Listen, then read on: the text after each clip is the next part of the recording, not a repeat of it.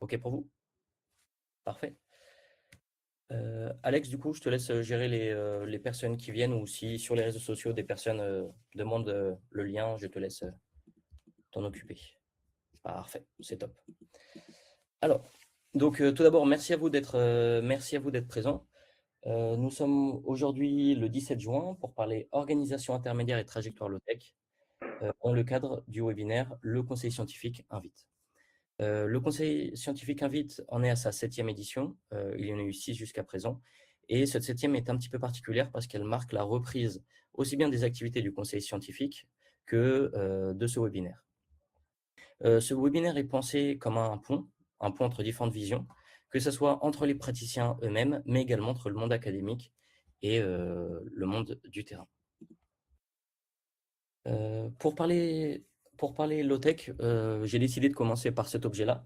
Donc, c'est une cafetière à piston. L'image vient de Wikipédia pour sourcer un petit peu cela. C'est un objet que vous connaissez peut-être. On s'en sert tous sans jamais vraiment se demander d'où est-ce qu'elle vient. Et pourtant, derrière cet objet, tout simple, il y a un monde. Il y a des gens, il y a des lieux, et il y a des échanges qui permettent la circulation des techniques aussi bien que le développement des pratiques.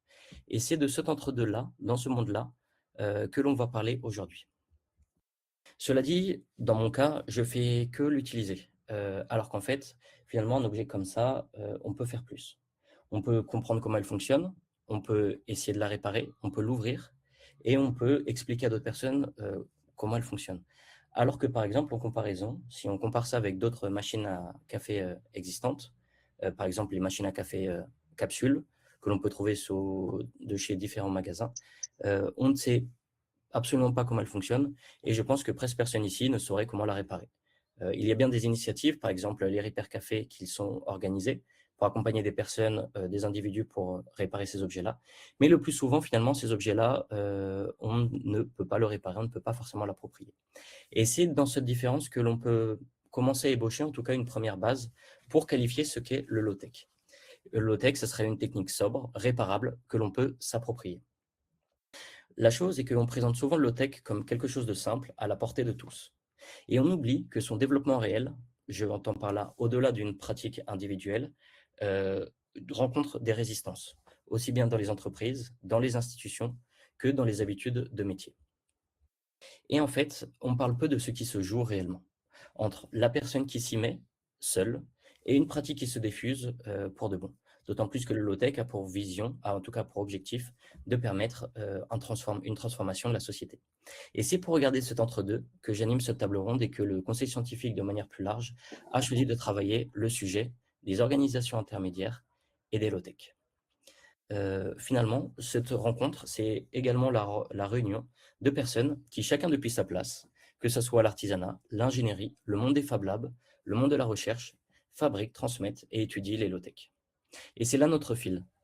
Un mot aussi pluriel que la low-tech ne se comprend pas dans l'abstrait, mais dans les relations entre ces mondes, entre les organisations intermédiaires qui les tissent. Dans notre cas, on va s'y prendre en 3 temps.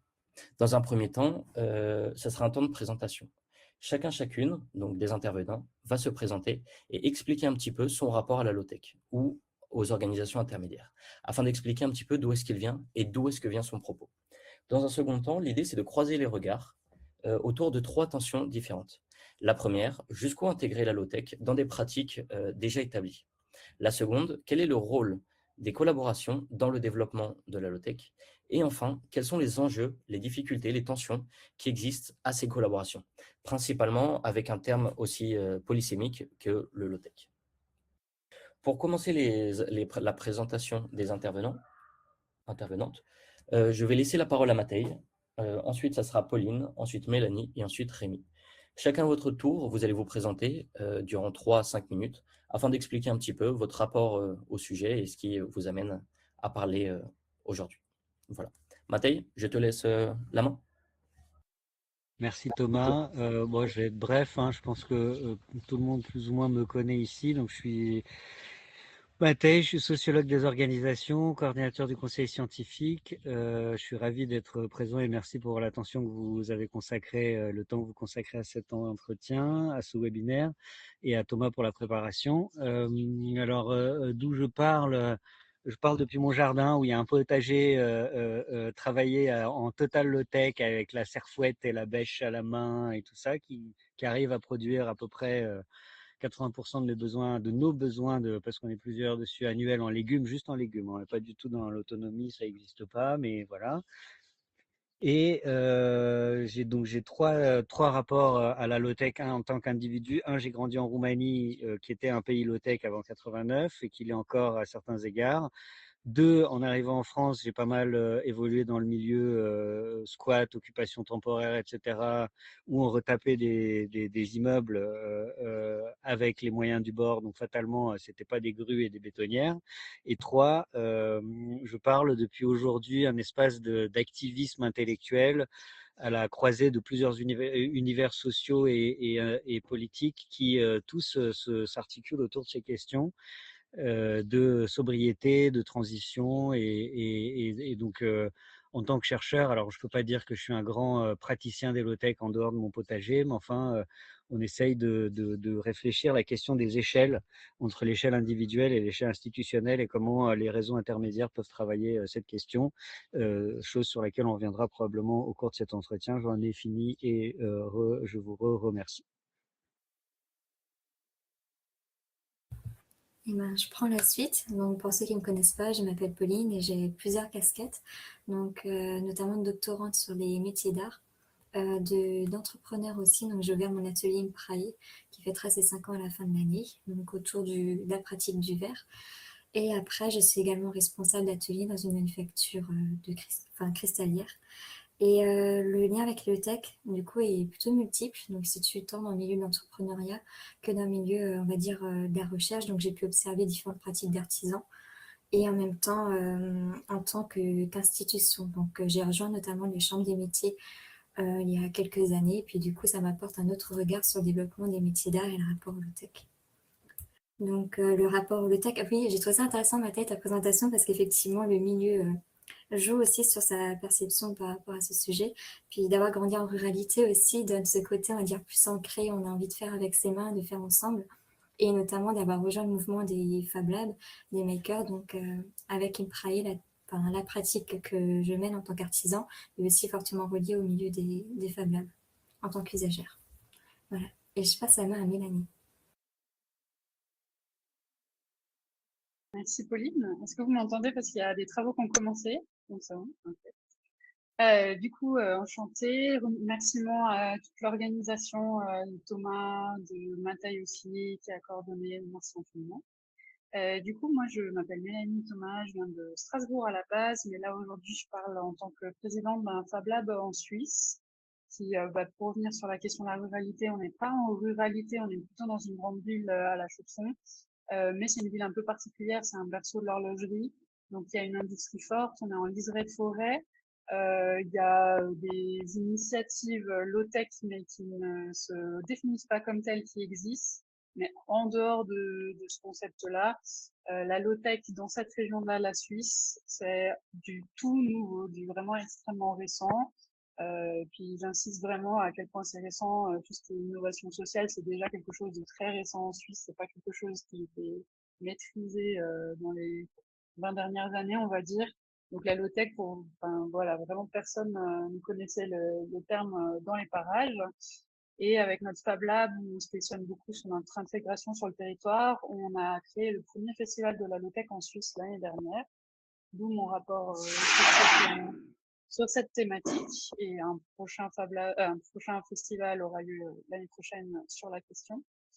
Et du coup, voilà, en tant que présidente de Fab Lab, usagère de ces lieux, je me pose vraiment beaucoup de questions sur le lien de nos structures et la thématique la low-tech dans un monde où la question de la durabilité est très importante. Voilà. Je passe la parole à Rémi. Merci Mélanie. Bonjour à tous. Moi aussi, je vais me permettre de remercier Thomas et Mathieu pour l'organisation de cet échange. Moi, je m'appelle Rémi. Je suis un ingénieur et un maker. Je travaille pour une école d'ingénieurs qui s'appelle l'ICAM. L'ICAM, c'est une école d'ingénieurs qui forme des ingénieurs généralistes. Donc, notre idée, c'est de former des hommes et des femmes qui sont techniquement intéressés à plein de sujets différents et on rajoute une couche supplémentaire à la technicité de l'ingénieur en les questionnant sur quel type d'ingénieur ils ont envie d'être dans la société dans laquelle ils vont évoluer. Donc ça permet de questionner c'est quoi la société dans laquelle j'évolue, quelle sera ma place, etc. Dans cette école d'ingénieur, moi, depuis 10 ans, je mets en place les Fab Labs sur nos 14 campus en France et à l'international, et j'anime le réseau des Fab Labs de l'ICAM. Et depuis quelques années, il y a un petit levé de bouclier sur le sujet des low-tech dans différents campus. Et du coup, on a créé un groupe de réflexion sur les low-tech. L'idée, à l'ICAM, on fonctionne beaucoup comme ça, et c'est comme ça qu'on a développé les Fab Labs. Il y a des expérimentations terrain à droite à gauche. On essaye de mettre en commun. Quand il y a un intérêt global, on le diffuse plus globalement. Et donc, l'idée de ce groupe low-tech, c'était justement de réfléchir à qu'est-ce que c'est vraiment les low-tech, quel intérêt on a de le faire, d'en faire dans nos écoles d'ingénieurs, et comment le mettre en œuvre de manière concrète. On est aujourd'hui à un moment un peu clé. On a défini une stratégie. Euh, on a compris ce que c'était les low-tech, on a compris l'intérêt, on a compris comment on veut le diffuser. Et là, on va attaquer l'étape de la diffusion réelle dans tous nos programmes. On aura l'occasion d'en parler un peu plus tard. Donc voilà, depuis plusieurs années, moi, du coup, les low-tech, je côtoie beaucoup de personnes qui développent des sujets d'étudiants, d'enseignants, et j'échange beaucoup sur ces sujets-là. Et voilà, moi, je voudrais apporter aujourd'hui la vision qu'on a en point de vue institution, école d'ingénieur. Parfait. Merci Rémi, Pauline, Mélanie et Matej pour cette introduction. Pour ceux qui viennent d'arriver, petite mise en contexte, on a eu un premier temps d'introduction générale sur le sujet, pourquoi le CS travaille sur ce sujet, et on vient de terminer notre second temps, qui est le premier temps réel de ce webinaire, qui correspondait à un moment de présentation des intervenants et des intervenantes par rapport au sujet. Donc maintenant, on va rentrer dans la deuxième phase de ce webinaire. Puisqu'on a pu se présenter, on a pu se rendre compte notamment que différentes tensions pouvaient exister. Une des premières choses, c'est la low-tech, c'est dit de plus en plus. Et dans chacun de vos secteurs, donc là je m'adresse à vous les participants de cette table ronde, vous avez déjà des habitudes, des manières de travailler. Tu en as notamment parlé Rémi, mais comment fait-on pour introduire des pratiques low-tech qui viennent forcément bousculer ces habitudes dans le secteur dans lequel on a l'habitude de travailler, on continue à travailler de certaines manières parce qu'on le faisait comme ça, mais également pour d'autres raisons. Donc, première question, jusqu'où est-ce que c'est possible de développer low-tech dans vos secteurs respectifs et où est-ce que ça résiste? Voilà. Est-ce qu'il y a l'un d'entre vous qui souhaite prendre la parole afin de commencer à répondre à cette question-là, sur cette question du développement du low-tech et de l'intégration de cette technologie et de cette dimension? Parfait. Mélanie, parole à toi. Simplement, je dirais, nous, on a décidé d'introduire la low-tech sur un événement, donc dans un cadre festif. Ça a été notre démarche à nous pour rendre ça joyeux et agréable et intéresser le plus grand nombre. Donc, pas tout de suite cadrer les choses de manière créer une formation, etc. Mais ça va très bien avec notre territoire. Hein. Je dis pas que c'est la bonne façon de faire, mais c'est comme ça qu'on a choisi de lancer la thématique low-tech. Par rapport du coup au blocage, on en a eu peu. On a eu un gros succès sur un premier festival où normalement c'est très difficile de faire venir du monde à la chaux de fonds. On a eu 730 participants sur 2 jours, donc plutôt ça souligne l'intérêt. Par contre, là où on a eu beaucoup de mal, c'était les entreprises. Alors en Suisse, c'est vraiment un gros mot de lire low-tech. Je sais qu'en France aussi, mais en Suisse, c'est catégorique. Hein, c'est vouloir déclencher la fin du monde, hein, limite. Donc c'est assez difficile. J'ai vraiment espoir pour l'année prochaine d'avoir au moins un partenaire privé. Ce serait déjà incroyable. La bonne surprise, ça a été au niveau politique parce qu'on avait dit plein de fois que ça sera pas non plus du partenariat possible.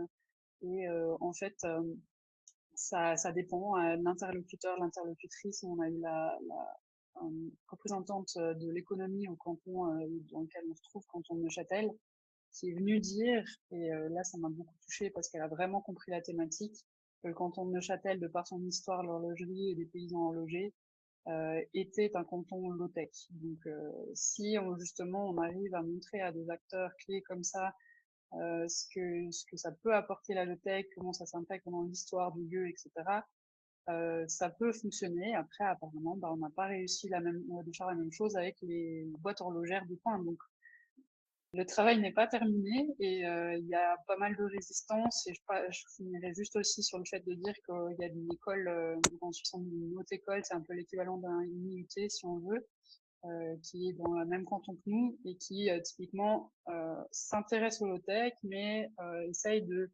détourner l'usage du mot pour pas faire fuir les entreprises également.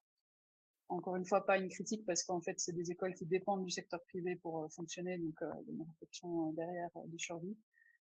Mais du coup, c'est effectivement pas très facile enfin voilà, notre plus gros frein pour tout le monde dans ce canton en tout cas, c'est les acteurs privés, les entreprises qui n'aiment pas du tout ce mot, quoi. Voilà. Et Mélanie, juste une petite question supplémentaire. Au niveau de ta communauté, tu as dit que c'était peu répandu, enfin, ça portait pas forcément le nom low-tech.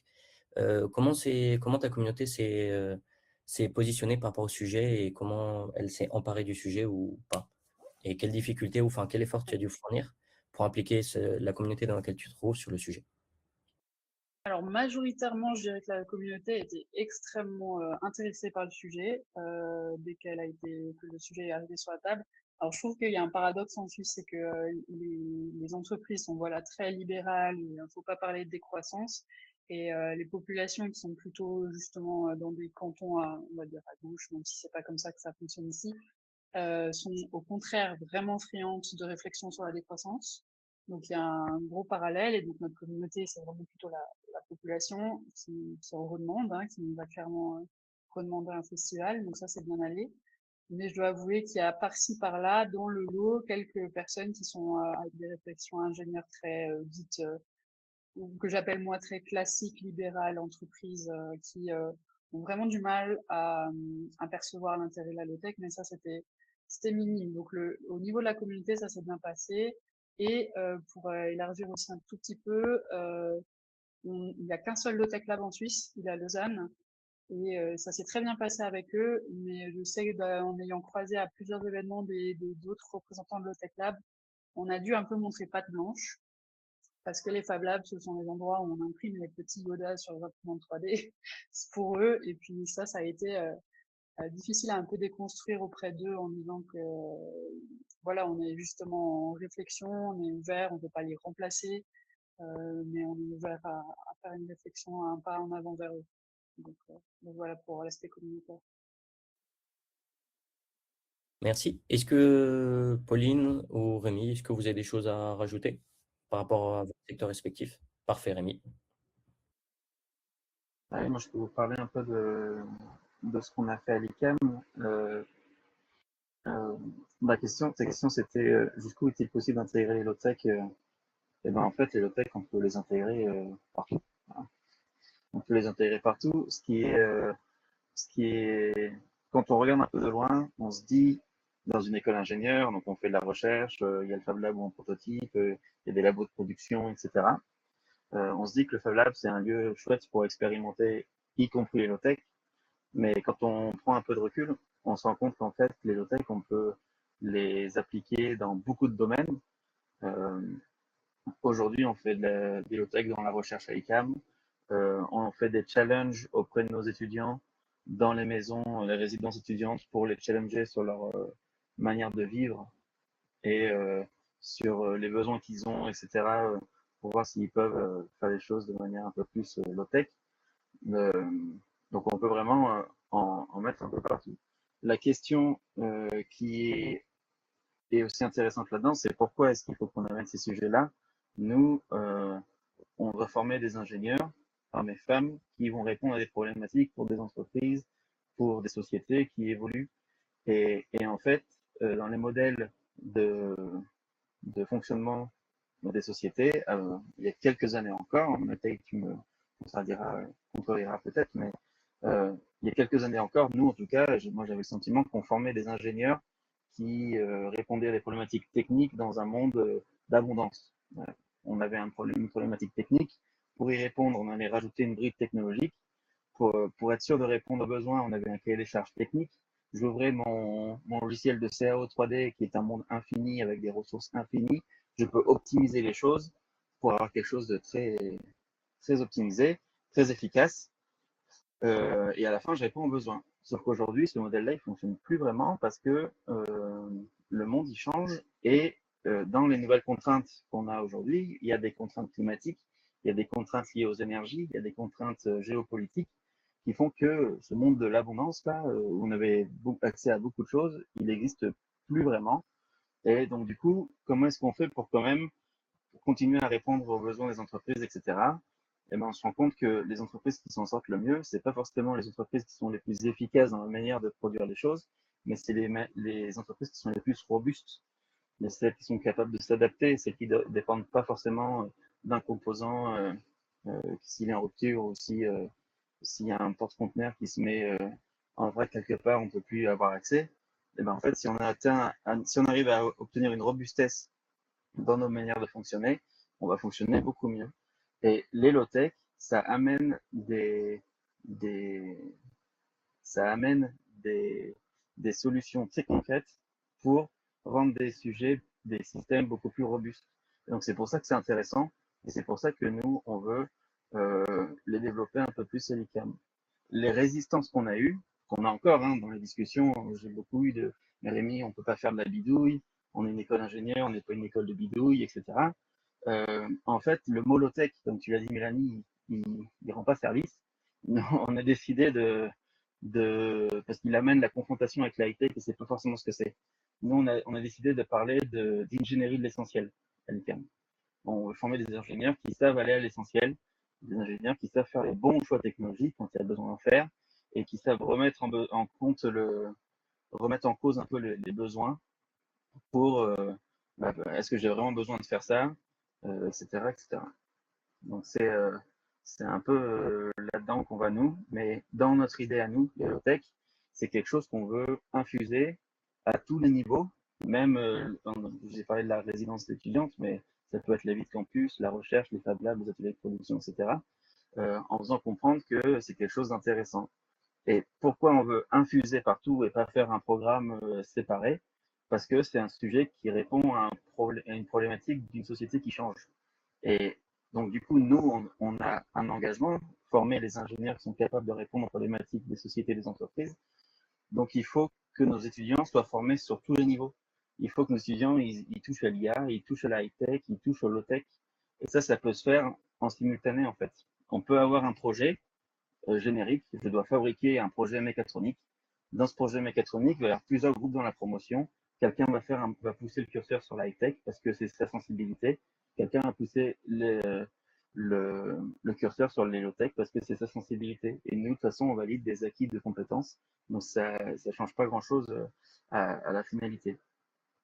Donc, voilà. Et le fait de cohabiter, ça permet entre eux de discuter. Et comme on dit, en fait, on est une école d'ingénieurs, mais on ne forme pas des ingénieurs. C'est eux qui se forment. Nous, on leur donne un cadre pour qu'ils expérimentent et qu'ils deviennent ingénieurs qu'ils ont envie d'être. Donc, voilà un peu pour nous à l'ICAM. Merci Rémi. Pauline ou Mathieu, est-ce que l'un d'entre vous veut parler de vos approches? Très bien. Pauline. Merci Mathieu. Donc c'est vrai que dans le milieu de l'artisanat, on ne parle pas forcément de low-tech et quand j'ai mené mes entretiens sur le terrain ou l'observation participante, les artisans n'emploient pas par eux-mêmes ce terme-là, c'est plutôt, je dirais, un terme encore de l'ordre de l'institutionnel. Mais finalement, quand on est artisan, la plupart des artisans dans les métiers d'art sont des petites structures, donc sont souvent seuls dans leur entreprise, gèrent plein d'activités en même temps. Il y a, on va dire, une limite humaine finalement à faire les choses en termes d'échelle de production, d'accès aux ressources. Et donc forcément, souvent, les artisans, quand ils s'installent, n'ont pas beaucoup de ressources à leur disposition. On fait les choses petit à petit. Et puis du coup, là, c'est l'inverse des ingénieurs. On va plutôt commencer par la bidouille. Donc, j'ai rencontré plusieurs verriers, même pendant mes études, qui transformaient une machine à laver en platine d'ébauche. Donc l'ébauche, c'est pour travailler des pièces plutôt à la verticale et puis voilà, changer, enlever une petite épaisseur de verre par exemple. Certains ont même par exemple réutilisé l'eau de pluie pour pouvoir installer un cycle fermé. Donc il a fallu modifier les tours de taille pour pouvoir à la fois filtrer les poussières et puis réutiliser l'eau. Donc il y a plein de petits efforts qui se font dans le milieu de l'artisanat et qui ne sont pas forcément nommés en tant que tels comme de la low-tech, mais j'ai l'impression que c'est une base essentielle aussi dans ces métiers. Et même pour les artisans qui sont implantés depuis plusieurs années, continuent d'avoir cette réflexion plutôt par idéologie écologique, je dirais, comment utiliser moins de matière, comment même mettre en place une nouvelle activité, une nouvelle branche d'activité dans sa production pour pouvoir utiliser ces matériaux. Donc souvent des collections, on va dire, un peu périphériques naissent à partir de ces choses-là et puis grâce à des process, on va dire, approchés du low-tech. Donc ça vient bousculer les habitudes, mais souvent c'est à l'initiative de l'artisan et à partir du moment où elles sont aussi soutenues et valorisées, en fait, c'est comme ça qu'on peut aussi les intégrer finalement dans les entreprises.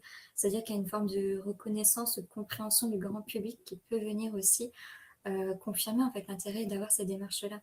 Donc tout à l'heure, je parlais de la récupération d'eau de pluie. Donc là, c'était deux céramistes HAO, si je ne me trompe pas. Et donc, toutes les deux, en fait, elles ont pu marquer sur l'apport de leur atelier. Ici, on recycle l'eau de pluie.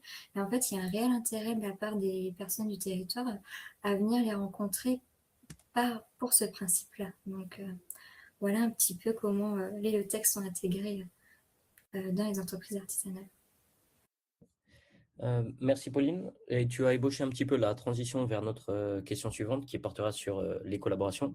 Est-ce que Matei, tu vas intervenir, ajouter quelque chose? Ouais, en deux mots. Alors, bon, moi, je suis, voilà, comme je disais, à part mon caractère de maraîcher amateur, alors, je voudrais quand même dire sur deux sujets dans lesquels j'interviens, ou deux domaines dans lesquels j'interviens. La question du maraîchage, ou en tout cas de l'agriculture, et quelqu'un qui serait beaucoup plus légitime que moi ici pour intervenir, c'est notre camarade Lucaneuse, qui travaille au Fab Lab Agri-La-Salle de Beauvais. Donc, c'est une école d'ingénieurs qui travaille sur les questions agricoles. Et lui, je sais, alors, je parle sous réserve de ne pas me tromper et sous son contrôle. Donc, ceux qui l'entendent me corrigeront, en tout cas discuteront avec lui. Il a développé des systèmes par exemple, de pilotage par assisté des machines agricoles en low-tech qui coûtent beaucoup moins cher que ceux qui sont vendus sur le commerce. Alors, je sais que ça a généré des problèmes, notamment avec sa direction, puisque l'école étant une école privée, étant en relation avec les industriels, ça frotte un petit peu voilà, entre les sponsors et les productions locales. Donc voilà, il y a ces enjeux-là qu'il faut toujours, enfin, voilà, dont il faut être conscient. Ça, c'est pour l'agriculture, mais c'est aussi un domaine dans lequel je suis relativement ignorant. Mais enfin, je sais qu'il y a des choses qu'on peut faire. Et pour la recherche, le monde de la recherche, parce que je suis quand même aussi un chercheur et à moitié universitaire, en tout cas pas en ce moment statutairement, mais enfin voilà. C'est plutôt la question de l'informatique et de l'intelligence artificielle et c'est un sujet qui fait l'objet d'intenses débats en ce moment. Et c'est très difficile d'avoir une position équilibrée, collective équilibrée, entre le rejet en bloc de il ne faut pas se servir, voilà, et une compréhension de ce que ça peut apporter et de comment on peut associer toutes ces choses-là. Tout ça m'amène à une réflexion importante, une et demie. Je me réserve la possibilité d'en rajouter une deuxième et je vais être rapide. La première réflexion qui me paraît importante, c'est que les low-tech, enfin, les objets qu'on utilise au quotidien sont produits de manière par de différentes technologies. Je veux dire par là qu'un ordinateur, c'est une carte mère, c'est un écran, c'est enfin tout un tas de choses qui ne sont pas forcément produites de la même manière au même endroit. Et que les différentes choses qui sont produites, je vais prendre un autre exemple, c'est les machines à laver. On peut produire une machine à laver low-tech avec un machin à pédale, une chaîne, etc. Mais pour quand même la produire, il faut qu'il y ait de la métallurgie qui produise la chaîne, les pédales et le tambour. Donc en fait, si le problème d'un outil complexe, c'est qu'il va incorporer de toute manière de la low-tech et de la high-tech, d'une manière ou d'une autre, ou en tout cas de la technologie intensive en capital. Et l'exemple que nous est fourni ici par Pauline indirectement, c'est que par exemple les verriers, c'est une technologie qui s'est diffusée parce qu'à un moment donné, elle était très monopolistique, hein, les verriers italiens, etc. Donc, elle s'est diffusée petit à petit, mais elle n'est jamais devenue populaire parce qu'on ne peut pas avoir un atelier de verrerie dans toutes les maisons. Parce qu'il faut énormément d'énergie pour faire fondre du sable, quoi. Et donc, on ne peut pas tous demain devenir des verriers, quoi. Il y aura toujours des verriers spécialistes parce que humainement, on ne peut pas, voilà, ni avoir l'énergie nécessaire, ni passer le temps nécessaire pour tous avoir le niveau de compétence nécessaire pour souffler du verre. Donc, la question n'est pas de tous devenir des verriers, mais selon le principe que tu disais, Thomas, en début de présentation, d'être capable d'avoir notre voix en la matière du point de vue démocratique pour décider comment on fabrique les verres, à quelle fin, dans quelles limites, et ainsi de suite. Donc, il y a un certain nombre de technologies qui ne seront jamais appropriées par tout le monde en tant que technique utile et utilisable chaque jour, mais en tant que dispositif sur lesquels on peut avoir collectivement un contrôle. Ce n'est pas à chacun de donner son avis sur comment on fabrique des rails de chemin de fer, mais en tant qu'organisation intermédiaire de consommateurs, d'usagers, on peut avoir une idée sur comment on construit les lignes de chemin de fer qui sont utiles à tout le monde. Voilà. Donc c'est tout ce que je dirais pour l'instant et on va passer à la suite, sinon je vais être trop bas. Parfait. Merci à vous pour ce premier temps de questions qui nous a permis un petit peu de comprendre que le développement de la low-tech et de pratiques low-tech ne se fait pas tout seul. Et finalement, en fait, quand développer low-tech, ça ne se fait pas en vase clos, mais il faut collaborer. Collaborer avec un cadre plus large, avec des institutions, avec des partenaires. Donc, ce qui m'amène du coup assez naturellement à la question suivante. Quelle place les collaborations ont-elles vraiment eu chez vous? C'est-à-dire, vous avez à tour de rôle mentionné un petit peu que vous avez eu besoin de partenaires. Quel rôle réellement ces partenaires ont pu jouer dans le développement de votre pratique, que ce soit au niveau institutionnel, développer, j'imagine, d'un point de vue académique, une approche low-tech nécessite forcément d'avoir des accords d'un point de vue agrément, nécessite également une confiance vis-à-vis des entreprises. De même façon, de l'artisanat, tu l'as évoqué un petit peu, Pauline, sur cette question de soutien des institutions, notamment d'un point de vue économique ou financier. Et Mélanie, tu as également évoqué le fait qu'organiser un événement nécessite de dialoguer avec des partenaires. Et ça. Ce qui m'amène du coup à formuler cette question-là. Quelle place pour les collaborations dans le développement que vous avez pu chacun d'entre vous rencontrer du low-tech? Est-ce qu'il y a l'un d'entre vous qui voudrait, ou l'une d'entre vous qui souhaiterait commencer à répondre sur cette question de collaboration? Eh bien, on recommence dans le même ordre. Rémi, c'est pour toi. Mélanie qui avait commencé, mais je veux bien commencer ici. Nous, en fait, comme je vous ai dit, à l'ICAM, on se saisit d'un sujet parce que on entend parler de ces nouvelles pratiques par le biais d'étudiants, par le biais de collaborateurs, par le biais d'entreprises, par le biais de Fab Lab, de gens qui ont besoin d'aide pour fabriquer quelque chose. Et donc, les collaborations avec différents partenaires, c'est ça qui nous permet aujourd'hui de construire un peu notre stratégie avec les low-tech et de comprendre qu'il y a un vrai besoin. Si on veut mettre des low-tech dans nos programmes, c'est pas parce que c'est un effet de mode, c'est parce qu'il y a un vrai enjeu derrière. Ce qui est super important quand on est dans cette phase-là de construction, c'est d'avoir des belles histoires à raconter. Donc des moments où les collaborations se sont bien passées. On a eu la chance, par exemple, d'aider Corentin Châtel-Perron, le fondateur du Low-Tech Club, qui est un ancien de notre école aussi, à formaliser son habitat low-tech en milieu urbain dense. Il a fait, si vous ne connaissez pas, il fait des biosphères, donc il se met 3 à 4 mois en condition entouré de low-tech pour montrer qu'on peut vivre autrement et il veut proposer un mode de vie dans un futur désirable. Il a fait ça 3 mois en autonomie au Mexique. Il l'a fait sur une plateforme en Thaïlande, pareil, pendant 3-4 mois. Et l'été dernier, il a fait ça à Boulogne-Billancourt, dans un appartement qu'il a retapé en mode low-tech. Et nous, on a pu travailler sur les sujets, la cuisine, l'isolation, etc. Et donc, ça, c'est des super sujets qui nous permettent de mettre en avant les bénéfices des low-tech. On a travaillé aussi avec Pierre-Alain Lévesque qui monte une base low-tech en Bretagne et donc en partant de rien et qui veut faire de la formation, etc. Donc on a aidé à conceptualiser des choses. Donc tout ça c'est super intéressant et ça nous aide à construire le, le, le, le, le projet que l'on va faire autour de l'ICANN.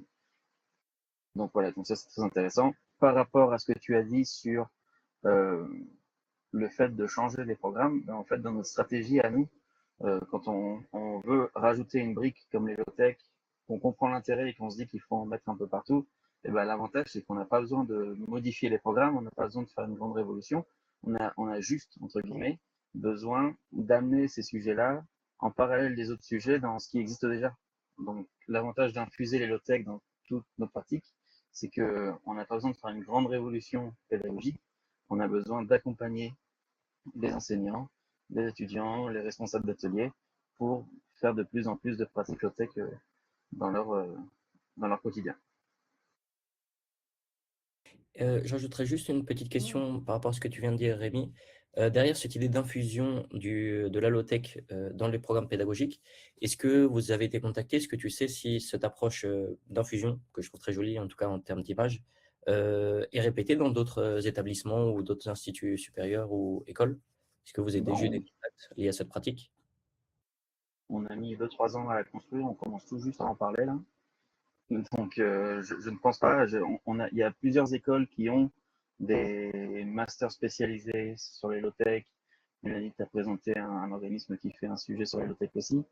En fait, en faisant ça, on met la low-tech de côté parce que super, on fait un focus, ça va toucher quelques étudiants, mais en fait, finalement, on se dit oui, c'est un sujet important, on en fait un peu là, mais très peu d'étudiants finalement vont être au contact des sujets low-tech. Si on infuse quelqu'un qui arrive dans notre école qui veut être ingénieur aéronautique Airbus, eh ben, qu'il le veuille ou non, entre guillemets, il va collaborer avec, il va se construire son programme d'ingénieur avec des gens à côté de lui qui font de la low-tech et ça va lui permettre lui aussi de s'enrichir de ces pratiques-là et peut-être de changer les curseurs là où entre les low-tech, la high-tech, etc. Par rapport à ce qu'il voudrait faire plus tard. C'est ça qu'on trouve intéressant. Merci Rémi. Est-ce que l'un d'entre vous ou l'une d'entre vous souhaite continuer? Pauline, je t'en prie. Pour le secteur d'artisanat, je dirais que l'un des moteurs, c'est le développement de la singularité. C'est-à-dire que chaque artisan a un fil rouge. Quand on regarde les objets, on peut au bout d'un moment reconnaître sa patte. Et c'est notamment, ça traduit son processus créatif, son processus technique. Et on va dire, c'est ce qui motive, on va dire, l'expérimentation continue de sa pratique. C'est finalement, comment est-ce que je peux encore plus comprendre tel phénomène, tel état de la matière, etc. Et donc en fait, c'est ce développement de la singularité-là qui va aussi ouvrir et motiver le développement, l'ouverture au low-tech et surtout aux pratiques d'autres artisans, d'autres entrepreneurs, d'autres entreprises, designers aussi. Et finalement, il va y avoir des croisements de low-tech. Et ce que j'ai pu observer sur le terrain, c'est qu'aujourd'hui, dans l'artisanat, il y a une stratégie de collaboration qui est de plus en plus motivée. Donc, une bronzière d'art qui se mélange avec des verriers qui font plutôt du fusing. Et finalement, il y a un mélange d'identité, mais aussi de technique. Donc, en fait, l'envie de faire rencontrer le bronze avec le verre on va générer, tiens, comment est-ce qu'on associe? On ne va pas forcément utiliser de la colle. Donc là, ça va entraîner des réflexions et puis du coup des collaborations qui peuvent être à la fois techniques, créatives, mais aussi d'identité. Et puis il y a aussi un levier marketing derrière. Donc il y a une réalité économique qui permet comme ça de dire, OK, là, on veut développer la low-tech pour la singularité, pour la dimension créative, mais aussi pour sa dimension économique. Donc c'est un peu des jeux d'échecs. Et on va dire que la particularité des petites entreprises artisanales, c'est qu'elles sont à petite échelle. En fait, elles peuvent vite rebondir sur leurs pattes, dans le sens où elles sont agiles et flexibles. Il n'y a qu'un dirigeant, et donc en fait, c'est tout seul dans notre tête, on va se dire, ok, ben là, on réajuste les rênes, on va pousser cette collaboration, mais on va peut-être en développer une autre en parallèle. Donc en fait, c'est tout ça qui va aussi mettre en place ces collaborations par rapport au low-tech. Et après, il y a la question de la diffusion et de la légitimité. Donc effectivement, est-ce qu'il y a possibilité de faire reconnaître sa pratique? On a eu le cas d'un céramiste à Lyon. C'était dans l'événement Créateur Augmenté avec la Chambre des métiers l'année dernière en octobre. Il témoignait sur sa pratique de céramiste. Il se considère comme céramiste, mais il utilise l'impression 3D. Et donc, en fait, l'impression 3D lui a fermé les portes du label Atelier d'Art de France. En tout cas, sa candidature n'avait pas été retenue parce qu'il y a eu cette ambivalence, tiens, il utilise l'impression 3D, est-ce que c'est toujours une pratique de céramique ou pas? Et donc finalement, ce manque de reconnaissance, ça n'a pas forcément été évident pour lui pour légitimer, on va dire, sa pratique et le développement de sa singularité. Et donc voilà, il cherche d'autres portes d'entrée. Et notamment, voilà, être présent au sein de cet événement-là a permis de faire aussi connaître sa pratique. Donc là aussi, c'est une autre forme de collaboration. On cherche à se rapprocher de certaines institutions pour pouvoir gagner en notoriété et aussi à soi une certaine expertise, à faire reconnaître, voilà, par rapport à tout ça. Parfait, merci. Et vu que tu es dans le milieu de l'artisanat depuis un petit moment, est-ce que tu as une évolution par rapport aux institutions, en tout cas à l'échelle nationale ou sinon à l'échelle régionale, vis-à-vis de cette thématique low-tech? Tu as bien précisé que finalement, dans le cas de certaines pratiques d'artisans, c'était compliqué, que cette reconnaissance n'était pas partout. Mais néanmoins, en termes d'évolution, est-ce qu'il y a une évolution qui s'opère dans le secteur de l'artisanat et plus précisément du verre depuis ces dernières années ou pas? Oui, beaucoup. C'était au démarrage de la thèse, donc quand j'allais sur le terrain, c'était vers 2022-2023. En fait, j'avais eu des entretiens avec des résidences d'ateliers partagés. C'est notamment différents, c'était dans le Puy-en-Velay. Donc, il y avait un mélange entre Fab Lab, entrepreneurs, artisans d'art, etc. et lancement d'activités. En fait, il y avait eu ce feedback de tiens, on n'attire pas forcément l'attention des chambres des métiers, on n'est pas soutenu, on ne s'intéresse pas vraiment à ce mouvement, et puis c'est pas forcément évident quand il y a des phénomènes émergents de ne pas forcément être soutenu ou d'attirer l'attention des institutions. Donc ça, c'était des premiers retours que j'avais au début de la thèse. Et puis finalement, il y a l'année dernière, j'ai pu voir qu'il y a un retournement de situation dans le sens où les chambres des métiers se rendent compte de l'intérêt des ateliers partagés, des Fab Labs aussi. Et donc, en fait, ils s'intéressent à ce sujet-là. Et puis maintenant, ils montent des événements pour faire ce lien entre l'artisanat d'art et les Fab Labs, et notamment la contractualisation d'accompagnement d'artisans au sein d'ateliers partagés, notamment la Maison des métiers d'art du design à Moulins. Donc, on sent que, en ce moment, voilà, il y a une dynamique qui change et sur laquelle les artisans peuvent se reposer. Merci pour cette précision. Mélanie, Matej, est-ce que vous voulez ajouter quelque chose? Oui, moi je pense qu'il faut que je mentionne une collaboration qui est extrêmement intéressante à Neuchâtel, la ville à côté de la Chefferie. Il y a une université avec un master extrêmement intéressant qui s'appelle le master d'innovation, qui mixe sciences sociales, économie et droit. Et on a fait un partenariat avec la partie sciences sociales, où on a fait l'après-midi du vendredi du festival un atelier dédié pour les étudiants en master, et aussi un partenariat où le lendemain du festival, on faisait venir Pierre-Alain Lévesque, qui était venu pour notre festival dans le master pour expliquer la low-tech aux étudiants qui ne seraient pas venus au festival, voilà, plus généralement. Et c'est extrêmement intéressant d'avoir des partenariats de ce genre. Ça légitime notre approche qui est un peu grassroots en soi. Et puis du coup, ce mix dans le master est extrêmement pertinent. Et en plus de ça, on a un public qui est dans ce master qui est extrêmement international et des réflexions extrêmement riches. Je sais que j'arrive un petit peu du sujet, mais cette histoire est trop intéressante pour pas la partager. Il y avait un élève dans ce master qui est originaire du Turkménistan. Et à la fin de la présentation de Pierre-Alain, on lui a demandé ce qu'il pensait de la low-tech. Mais d'abord, la question lui était dirigée en tant qu'étudiant en innovation. Et puis il avait répondu que la low-tech, c'est ce que ses parents faisaient et qu'il l'avait pas envoyé en Suisse pour faire la low-tech. Ce à quoi Pierre-Alain avait très bien répondu que de un, malheureusement, c'est plus une question dans les années à venir de choix. Enfin, c'est une approche qui met en évidence la réflexion sur la consommation énergétique et de matière, etc.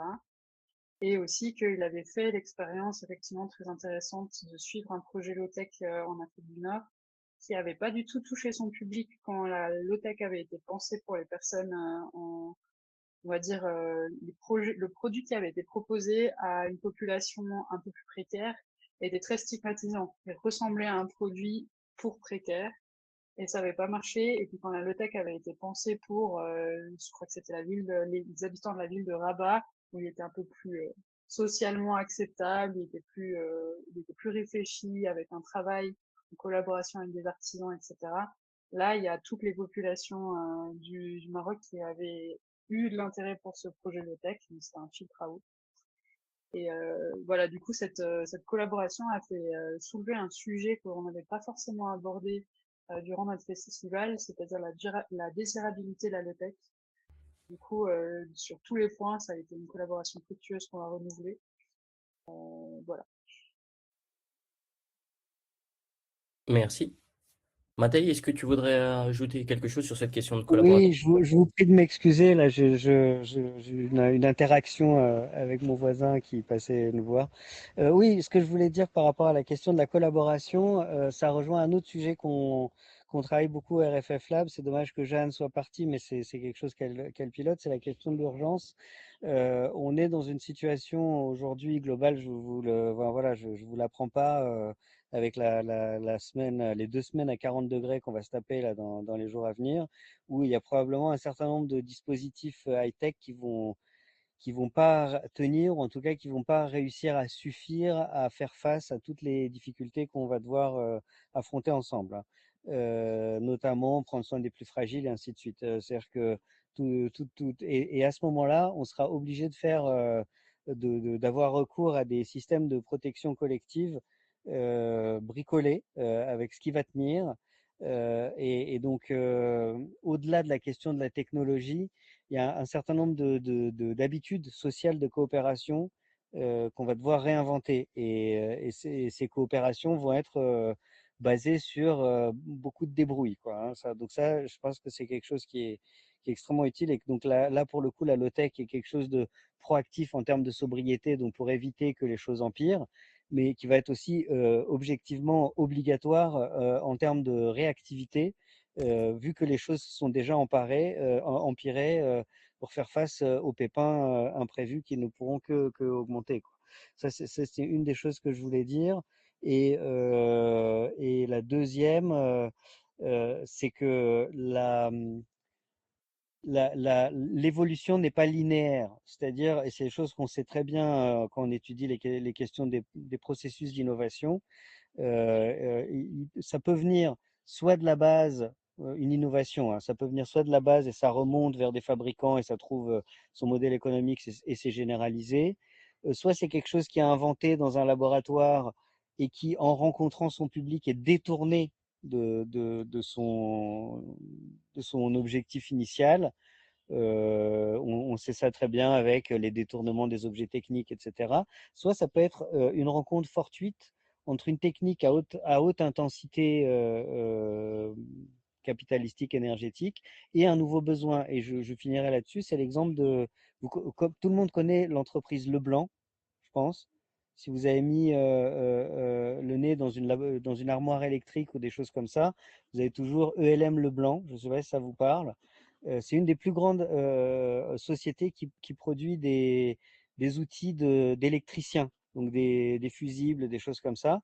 Et ben, il se trouve, et si vous avez été chez votre grand-mère, vous aviez les anciens fusibles en porcelaine, et il se trouve que Monsieur Leblanc était un porcelainier de la fin du 19e siècle qui faisait des vases en porcelaine, des assiettes en porcelaine, enfin tout un tas de choses comme ça qui étaient de l'ordre du luxe, qui étaient vers Limoges et qui a rencontré l'électricité. Et au moment où le marché de la porcelaine avait un trou dans son monde économique, en fait, il s'est reconverti dans la fabrication de fusibles en porcelaine qui était à l'époque le top du must de la technologie, et il a créé une des plus grandes entreprises qui existent encore aujourd'hui sur la porcelaine. Donc, pour voir un petit peu comment et pourquoi je parle de ça, parce que le bricolage électrique, c'est quelque chose qui est relativement appropriable, à la différence de la fabrication des fusibles en porcelaine. C'est-à-dire que ça produit quelque chose dont tout le monde peut se servir par la suite. Voilà, c'était un petit exemple un peu paradoxal, mais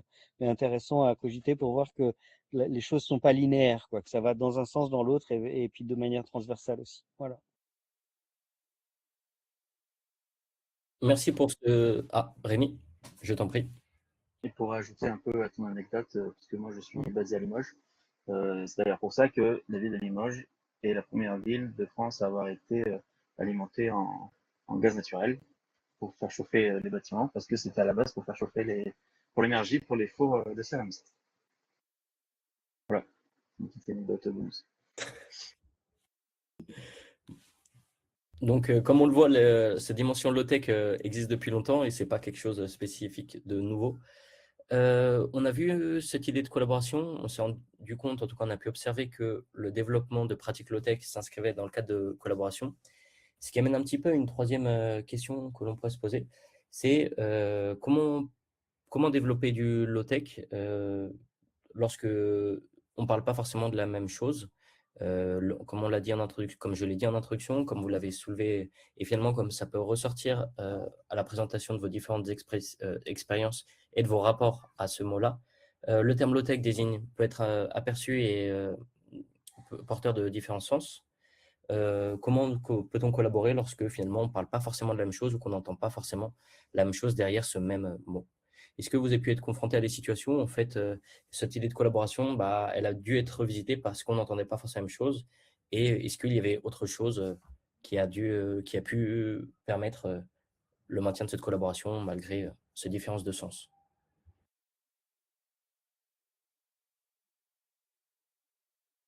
Très bien. Rémi? Nous, dans une école d'ingénieur, il y a beaucoup de collaborateurs qui viennent de tout horizon.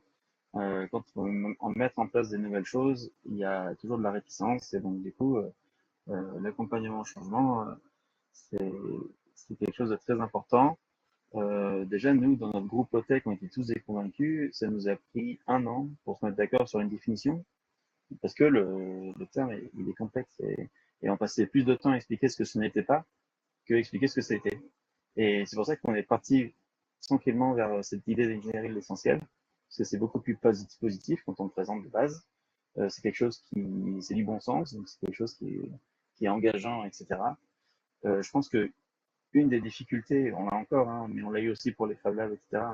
Une des difficultés qu'on a avec les low-tech pour la mise en œuvre, c'est il y a un gros travail qu'on a à faire, je pense, sur les imaginaires. Il y a un travail à faire sur les imaginaires. Euh, Quand on imagine quelque chose de futuriste, on n'imagine pas aujourd'hui instinctivement quelque chose de low-tech. Euh, Parce on a grandi avec Star Wars, le 5e élément, etc. Et donc, du coup, on est un peu préprogrammé pour se dire, ah, le futur, ça va être des voitures qui volent, etc. Et du coup, quand on parle de low-tech, c'est un frein à tout ça, mais en fait, finalement, est-ce que le futur désirable dans lequel on veut vivre demain, il est plus orienté vers la technosphère, donc la technologie, ou peut-être qu'il est plus orienté vers les biosphères et les sociosphères. C'est d'ailleurs, en général, dans ces sphères-là, donc les interactions avec les gens et les interactions avec la nature, c'est en général dans ces sphères-là qu'on a nos meilleurs souvenirs. Donc moi, si j'ai envie de construire plutôt que la technosphère, même si dans les Fab Labs, j'ai eu des belles réussites, euh, peut-être que dans mon futur, j'ai envie d'être plus en lien avec la biosphère et la sociosphère. Et donc peut-être que l'ingénierie du futur, elle est plus orientée vers ces choses qui sont plus désirables. Mais il y a un gros travail à faire sur les imaginaires, je pense. Est-ce que tu pourrais développer ce terme de sociosphère? Autant le terme de biosphère, je l'ai déjà entendu, je pense qu'on peut le connaître. Technosphère. On vit dans 3 sphères. Tu as la technosphère, ton lien avec ton téléphone portable, l'ordinateur avec lequel on est en train d'échanger, Internet, etc. Donc tout ce qui est technique, technologique. Il y a autour de toi la biosphère, c'est la nature, les animaux, l'environnement. Quand tu vas te balader le week-end en forêt, tu as un autre rapport avec la vie et tu perçois les choses différemment. Et la sociosphère, c'est comment tu interagis avec les gens dans ton quotidien, dans ta famille, avec tes amis, les gens avec qui tu travailles, etc.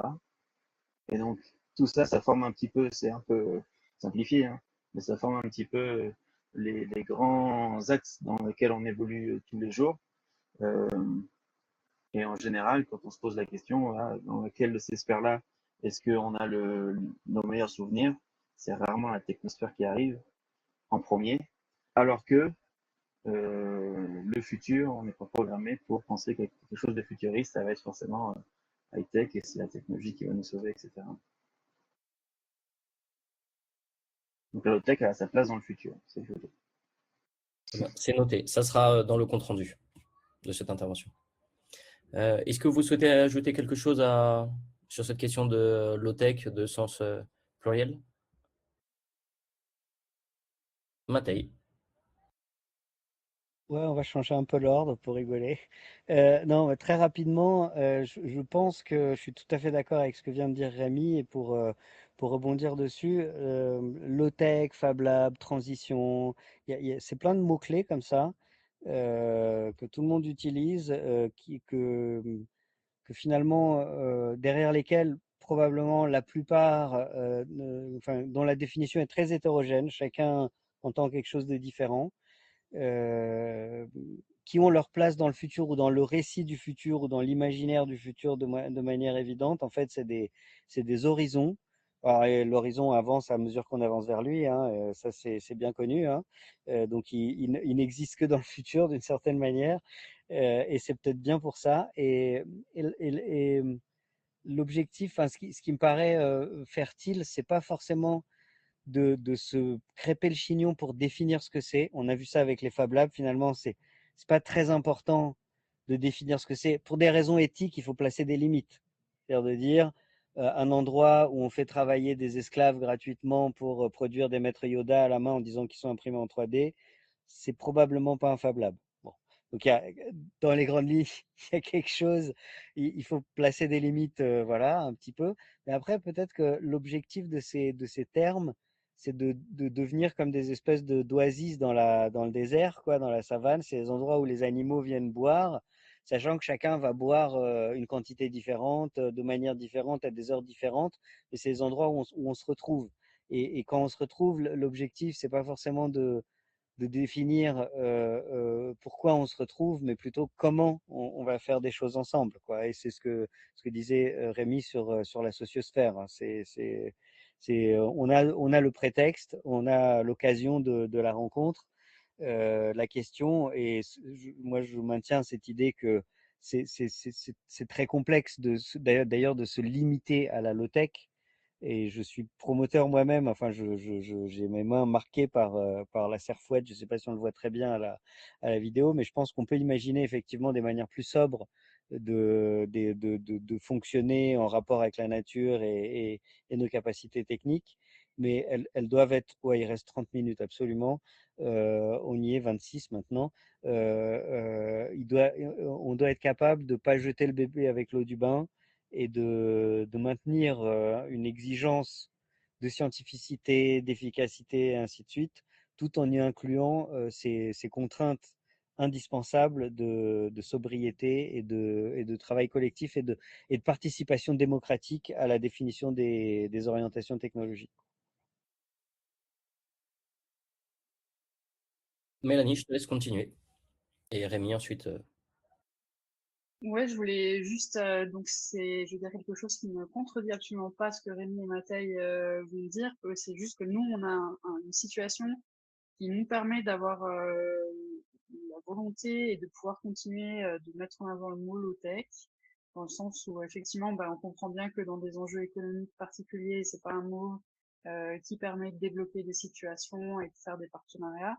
Je disais, hein, typiquement, ça nous bloque les partenariats avec les entreprises, mais en même temps, nous, on prend pas beaucoup d'enjeux. S'ils se développent pas, c'est pas grave pour nous, on va dire.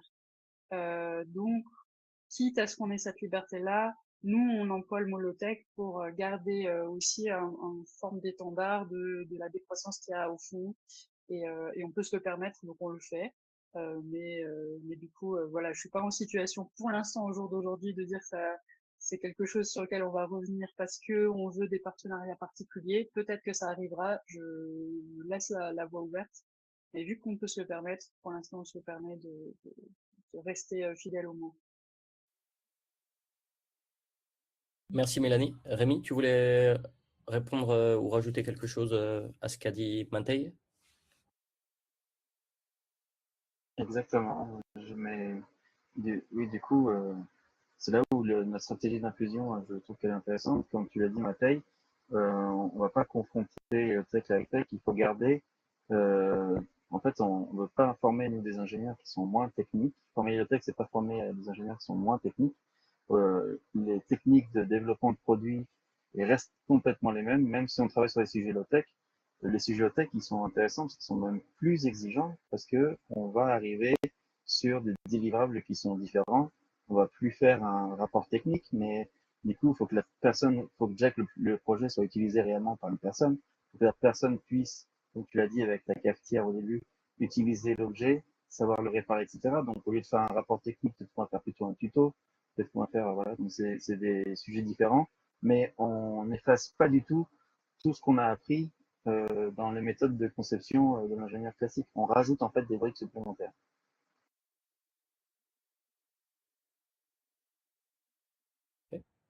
Merci. J'aime bien cette idée de, même si c'est pas la première fois que ça ressort au cours de la discussion, mais le fait qu'il n'y a pas forcément de différence enfin, qu'on peut pas opposer de manière low-tech et high-tech, que en fait, il y a une continuité entre les deux, qu'à certains moments, on peut être high-tech et un autre moment, on peut être low-tech. Dès lors qu'on change un petit peu le regard, qu'on descend le regard, j'aime bien un petit peu que finalement, cette dimension low-tech n'est pas quelque chose de figé et qu'au contraire, comme on peut le voir au niveau des collaborations, on peut justement jouer, notamment dans les collaborations, sur la multiplicité de sens qui peut exister au travers du terme de low-tech et de cette possibilité de pouvoir l'infuser à d'autres endroits.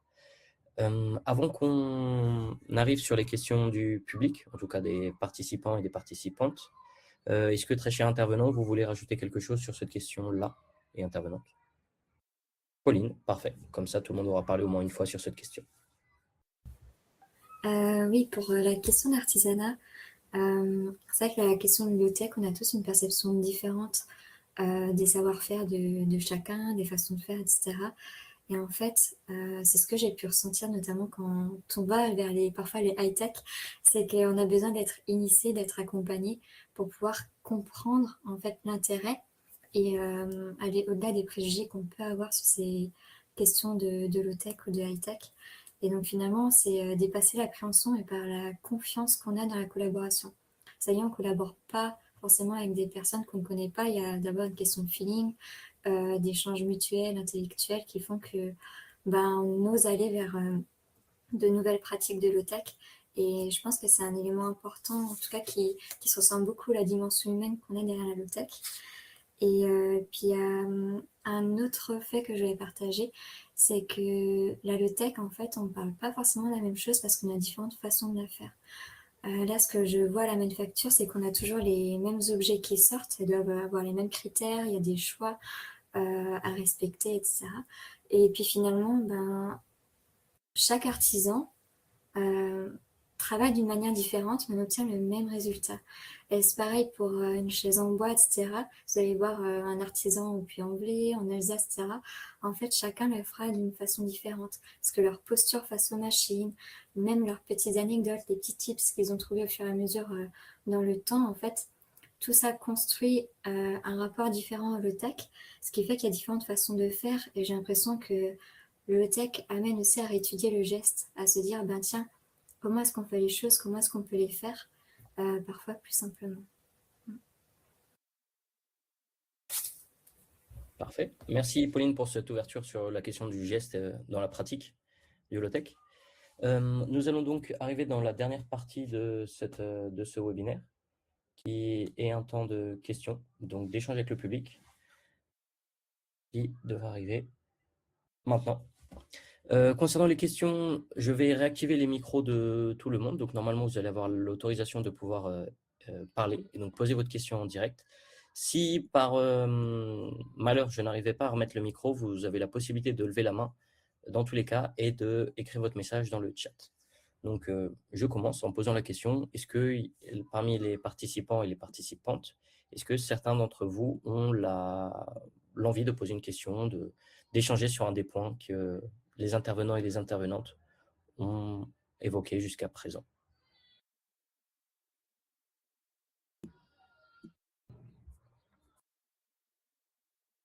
Ok, très bien.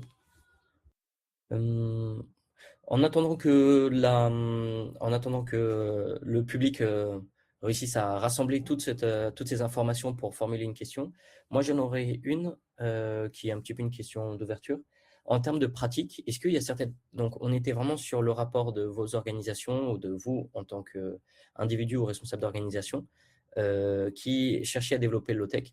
Une des choses sur lesquelles je m'interroge, c'est sur cette question de diffusion d'une pratique. Est-ce que vous avez un exemple de cas où finalement certaines actions, certains rapports au low-tech que vous avez pu mettre en place dans le cadre de vos activités respectives ou dans vos secteurs respectifs, vous avez vu que ça a été récupéré ailleurs ou réutilisé ailleurs sur cette question de diffusion. Jusqu'à présent, on se concentrait vraiment sur vous par rapport aux autres, dans votre rapport, dans la construction de votre pratique respective. L'idée là, moi, ce qui m'intéressait, ça serait de voir, très bien, bon, bah, dans la mesure où on est sur une sociosphère, si je récupère et que je formule le terme correctement de Rémi, dans quelle mesure certaines de vos pratiques ont pu être développées ailleurs? Est-ce que vous auriez un retour d'expérience à faire?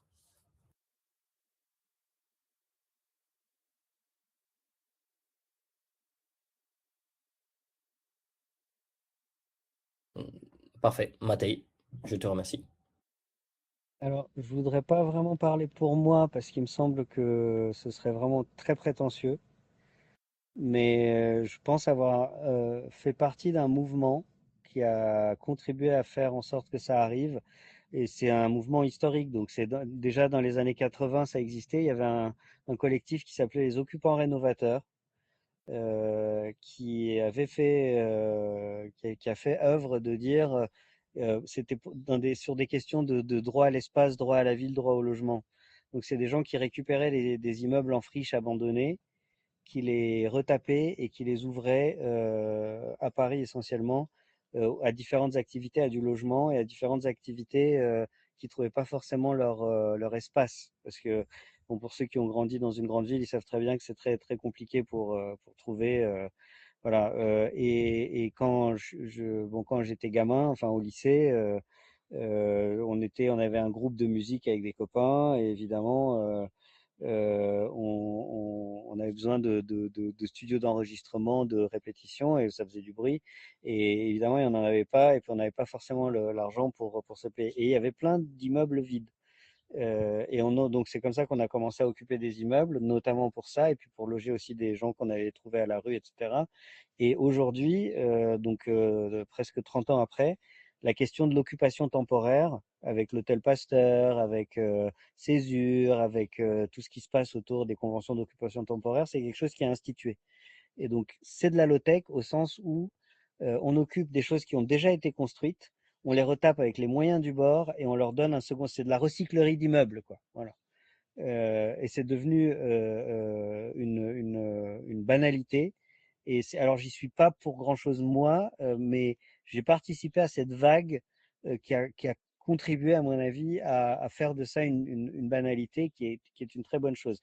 Après, évidemment, le diable est dans les détails. Il faut discuter de la question de la gentrification, de la question de l'exploitation pour des questions de... Bon, voilà, donc ça pose encore d'autres problèmes qui doivent être traités par les générations à venir, mais on a fait un pas en direction d'une meilleure utilisation du foncier dans des contextes de foncier tendu, quoi. Les questions sont autres au niveau rural. Je prendrai juste cet exemple pour... alors ça apparaît loin de la low-tech, mais construire un immeuble, c'est très coûteux en énergie, en matériaux et en occupation de foncier. Donc ça aussi, ça fait partie des choses qui sont tout à fait technologiques et qui doivent être pensées, quoi, à l'échelle collective. Merci Matei. Est-ce que Mélanie, Pauline ou Rémi, vous avez Vous voulez ajouter quelque chose sur ce point-là? Mélanie? Ouais, alors nous, c'est plus, bah, vu comme c'est tout neuf et tout frais, il n'y a pas encore eu une diffusion qu'on peut vraiment mesurer, etc. Mais par contre, l'édition du festival l'année prochaine, juin, week-end du 18 et du 19 à la Chaux-de-Fonds, si je me permets de faire un peu de pub, s'intègre dans un événement qui s'appelle la capitale culturelle. C'est la première fois que la Suisse se dotera d'une capitale culturelle qui sera donc à Chaux-de-Fonds l'année prochaine. Et en fait, ce qui est intéressant, c'est que dans cette perspective-là, on a des artistes musiciens qui sont juste en face du Fab Lab, qui ont eu un fonds pour créer un festival. Ils ont donc créé ils sont en train d'organiser le festival Do It Yourself, auquel ils nous ont invités. Et puis, je leur ai expliqué que bah, nous, on fera du coup, si on se fait à ça, on fera le festival Low-Tech. Ça, je pense, ça a un peu les désarçonné au début. Puis, en fait, quand j'ai expliqué ce qu'on allait faire, et entre autres, mon compte invité Visiophare, qui est un collectif français qui réutilise des rétroprojecteurs pour faire la projection sur immeuble, volontairement, on essaye de s'intéresser justement au monde culturel, artistique et autres. Bah, ça les a beaucoup parlé. Et en fait, ce festival qui voulait juste être do it yourself de leur volonté à eux, s'inspire beaucoup de ce que nous, on va proposer. Et finalement, gentiment, leur festival devient gentiment, étape par étape, low-tech. À chaque fois que je leur dis, ah ben nous, on aimerait bien faire ça, puis ils sont là, ah mais ça s'intégrerait bien aussi dans la programmation culturelle que nous, on va proposer à ce moment-là. Donc en fait, on va le généraliser. Et voilà, du coup, ça c'est une généralisation à venir. Donc, ce n'est pas un retour d'expérience. Mais voilà, il faut aussi parler d'avenir des fois. Donc, voilà mon retour d'expérience. Concernant la publicité pour l'événement de l'année prochaine, n'hésite pas à partager le lien dès que tu l'as pour qu'on puisse la partager au plus grand nombre. Voilà. Pauline, Rémi, est-ce que vous voulez ajouter quelque chose? Sinon, on revient vers le public et sinon, je rajoute une question supplémentaire. Pauline, je t'en prie. Ah, tu voulais intervenir, Rémi? Ok. Vas-y, je t'en prie. Ok, ça marche. Bon, bah, du coup, j'ai perdu ce que je voulais dire.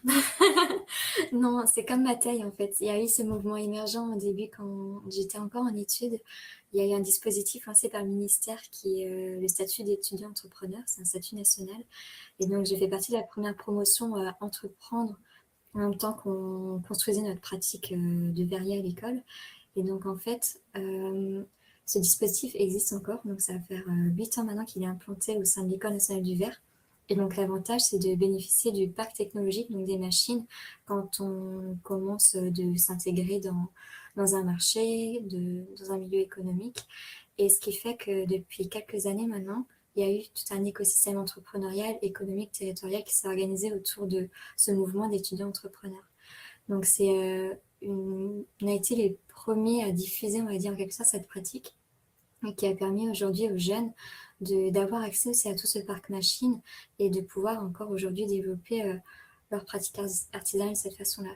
Et ce qui n'était pas forcément évident au départ, puisqu'il y a eu des questions on va dire, un peu éthiques ou morales liées à la concurrence qu'on pouvait faire face aux entreprises voilà, qui gravitent autour de l'école. Et donc, ça avait lancé pas mal de débats. Donc, au début, voilà, ça s'est fait un peu de façon, je dirais presque informelle ou voilà, on va dire, on a arpenté un peu les murs du lycée et aujourd'hui, c'est pleinement reconnu et intégré. Et puis, en fait, les étudiants ont un espace à eux pour leurs entreprises, pour mettre leurs prototypes, leurs objets, etc.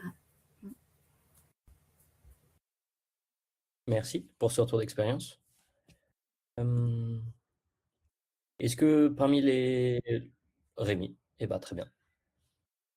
Moi, oui, comme on en a parlé, il y a le mouvement émergent et moi j'ai l'impression qu'on est encore un peu au début, enfin, dans un mouvement émergent avec la tech. Et donc, du coup, on a besoin de beaux récits.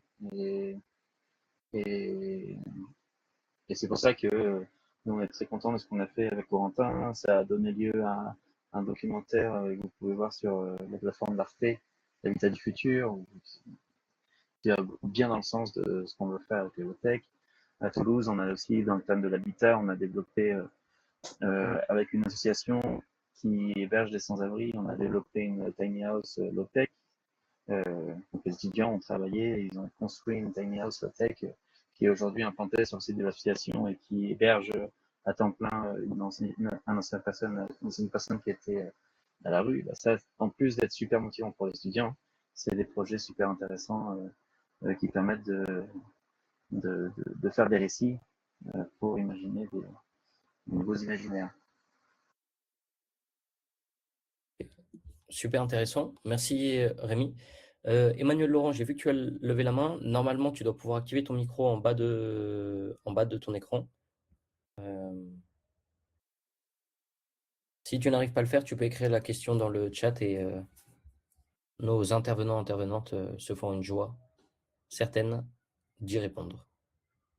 Parfait. Il manque juste le micro. Tac. Qu'est-ce policy? Non. Qu'est-ce... Tac.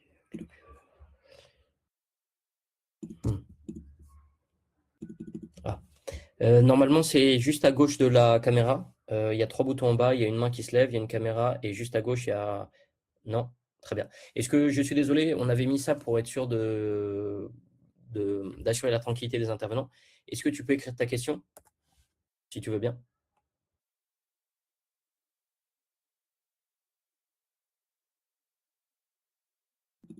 C'est low-tech.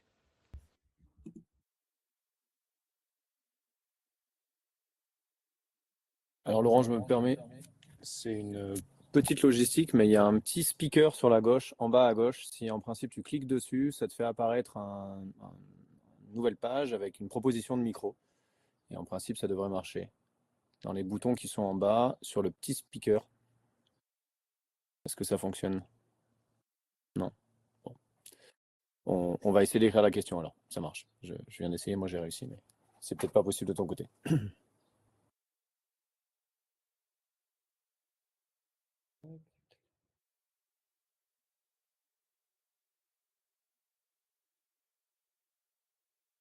Voilà.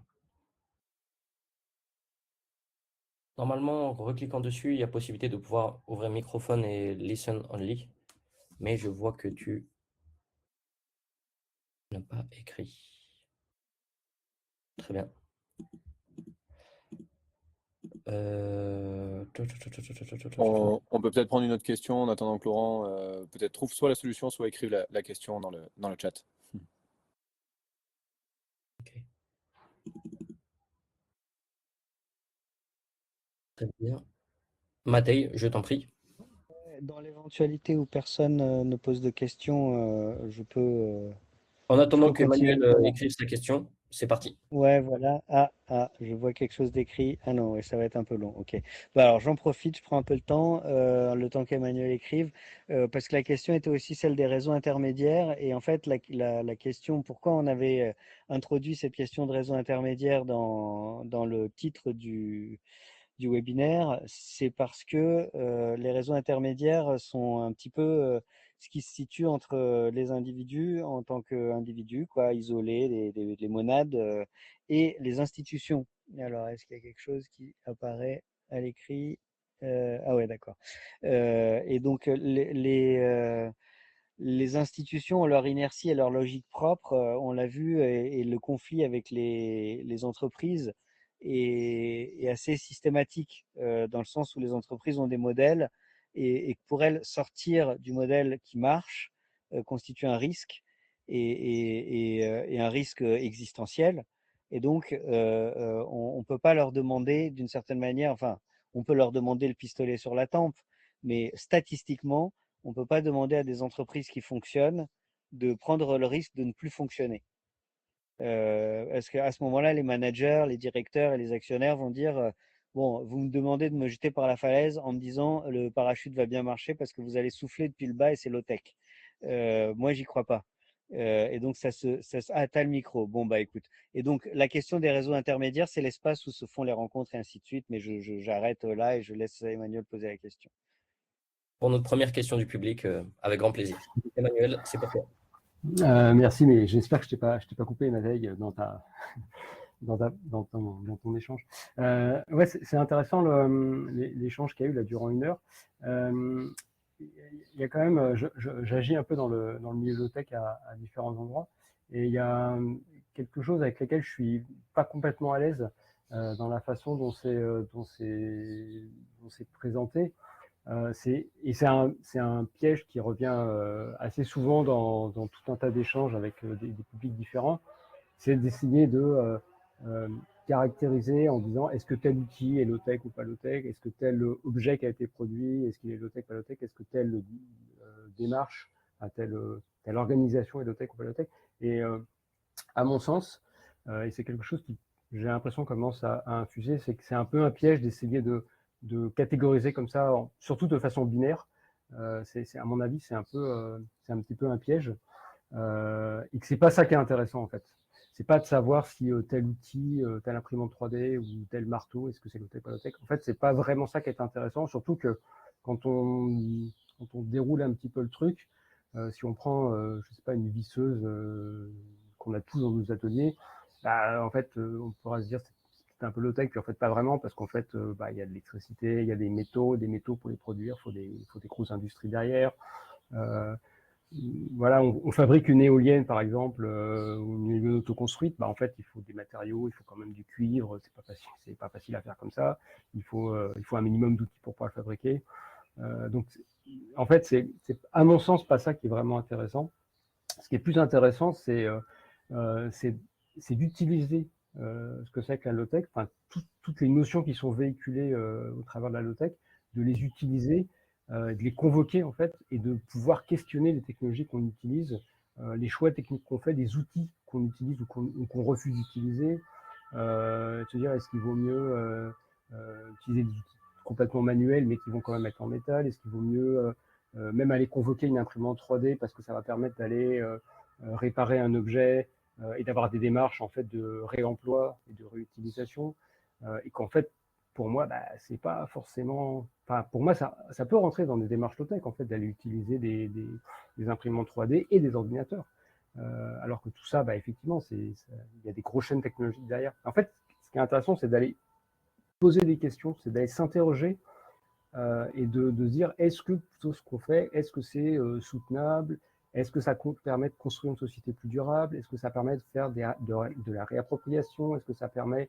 de consommer moins de matériaux, moins d'énergie. Enfin, en fait c'est tout ça qui est intéressant, et que bah, un objet low-tech quelque part il sera peut-être high-tech ailleurs. Tout dépend en fait ce qu'on en fait, tout dépend comment on le fait, tout dépend, enfin voilà.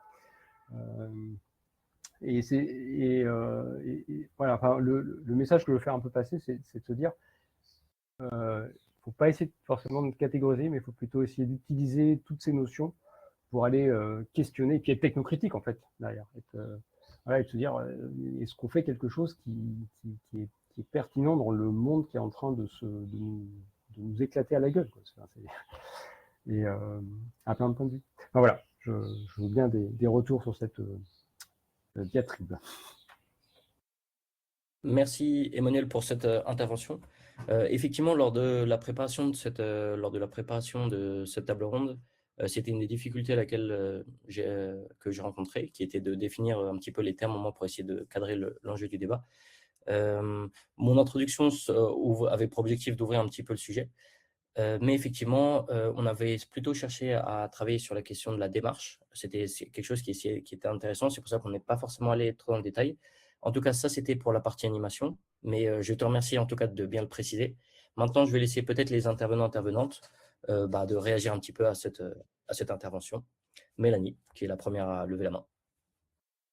Oui, je voulais remercier pour l'intervention qui est toujours très pertinente. Enfin, c'est hyper important de repenser, de me prendre un peu de recul sur la chose. Puis je voulais revenir sur un point où on était tous d'accord, on en a déjà parlé aussi en préparation.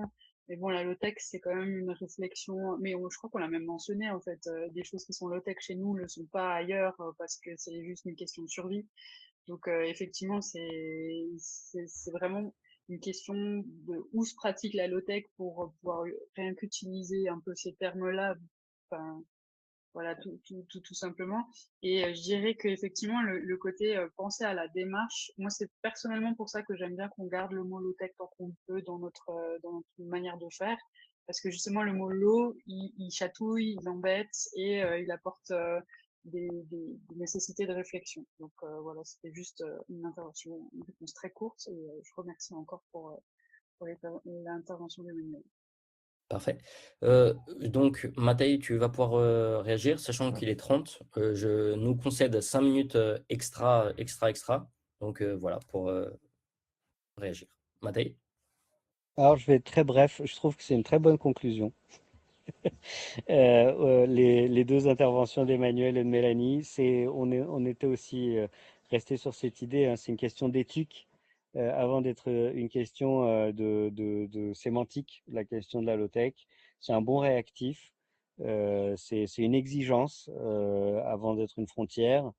Et je pense ce que Rémi décrivait, le travail qu'ils ont fait de promotion très habile de la question de la low-tech autour du low-tech lab et de son développement finalement a aidé à soulever ces questions, à les diffuser. Des questions qui étaient conçues comme marginales et qui commencent à devenir un objet de discussion. Maintenant, c'est toujours pareil, le diable est dans les détails, et comme on l'a vu pour les histoires d'occupation temporaire, ça peut être aussi probablement le cas pour les low-tech. Ça peut être instrumentalisé, ça peut être instrumentalisé vers des questions de... Donc, il faut jamais oublier le low-tech et social tech et tout ce qu'on veut. On est des êtres biopsychosociaux et à chaque fois, il faut avoir en perspective, comme c'est le cas, bon, c'est un autre sujet, mais je le lance comme ça ceux qui participent l'auront en tête. Il y a un outil comptable qui s'appelle la ContaCare, la comptabilité des ressources écologiques, et c'est avec un S à la fin, écologique et sociale, qui considère par exemple n'importe quelle entreprise sous forme juridique, entreprise ou n'importe quelle entreprise au sens de aventure, de choses qu'on fait, qui doit considérer les ressources naturelles et les ressources sociales qu'elle mobilise pour mener à bien sa tâche comme des passifs. C'est-à-dire comme passif au bilan, quoi, la troisième colonne, c'est-à-dire des choses, pour ceux qui n'ont pas fait de compta, des choses que l'entreprise doit rembourser ou dont elle doit tenir compte du remboursement nécessaire au moment où elle prépare son bilan final, quoi. C'est-à-dire, en gros, j'ai réussi à gagner de l'argent, mais en fait, de cette somme doit être déduite ce que je dois investir pour maintenir en bon état la nature et l'état moral et physique des travailleurs qui sont associés à ma tâche, quoi. Voilà. Merci, Matei. Est-ce que très rapidement, Mélanie, Rémi ou Pauline voulaient réagir? Sinon, je conclurai soit après votre intervention, soit tout de suite. On pourrait réagir, mais on ne va pas relancer le débat. Mais bien. je suis complètement d'accord avec ce qui a été dit sur le fait que les tech, c'est une démarche plus large que juste Internet. Sachant que le point que je vois, c'est que toutes les personnes qui maintenant ont leur caméra à l'écran seront présentes à Neuchâtel, donc auront l'occasion de pouvoir discuter de vive voix de ce débat-là. J'en profite que j'ai la parole pour terminer de conclure. Merci en tout cas pour les différentes interventions, aussi bien des participants que du public.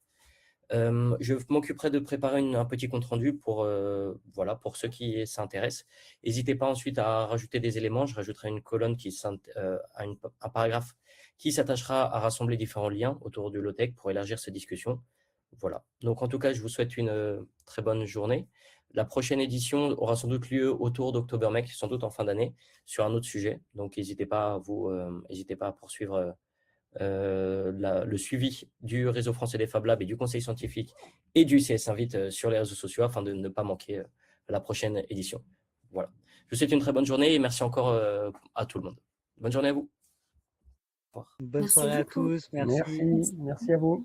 Merci Thomas.